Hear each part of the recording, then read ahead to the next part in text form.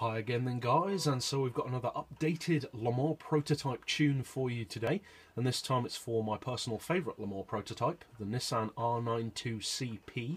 So you want your racing soft tyres of course. For suspension you want your rear ride height as low as possible, with the front 10mm higher. Springs we've rounded off to 17 front and rear. For compression on the dampers you want 1, as with most of these updated Le Mans tunes, 3 on extension, 1 for anti-roll, camber and toe neutral. For the gearbox, a little bit different on this one. We have not done a gearbox flip, and you want your auto setting on 280 instead of the maximum. And for the individual gears, we've got 3.4, 2, 1350, 975 and 725 with a final drive of 3.1. For the diff, same as usual, low initial torque to reduce wheel spin off the line, high acceleration and low braking. You want your high RPM turbo of course, and your downforce set as always to a minimum. Traction control is of course turned off, and I would always recommend doing so. And so my existing tune for this car did around 277 under its own power, so it wasn't slow anyway, but that's not really fast enough. So we've increased it to 287 under its own power. Now, I feel like this car does have more potential, so I would encourage you guys, because obviously none of my tunes are designed to be the best, they're just designed to be a good canvas to work from.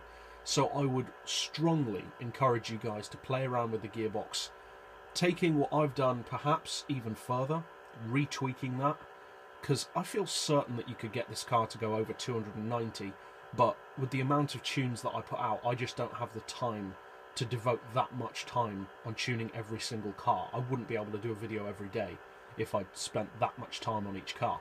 So it cruises at 287 under its own power, so that's an increase of 10 miles per hour of course. As far as draft potential, well, unfortunately we only have 5 gears to work with, and as you can see you're fairly close to the red line. I can't remember where this car actually red lines at. I think it may be about 8,500, something like that, maybe just over 8, I can't recall. So you should be able to quite easily slipstream this car up around probably 300, maybe even a little bit more than that. As far as handling, well, it's a great handling car. One of the reasons why I love the R92CP. Almost called it the R390 then. But yeah, it's a great car overall. Like I said, I would strongly recommend playing around with the tune, see what works, see what doesn't, because the car definitely has more potential. I mean, it's a longtail for a start, and longtail racing cars are perfect for high-speed stability and for attaining top speed. The fastest Le Mans cars ever made were longtails, so it definitely has the potential.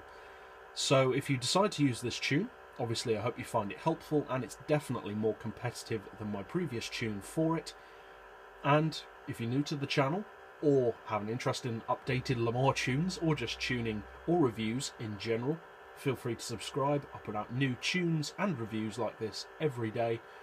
And as always, thanks for watching.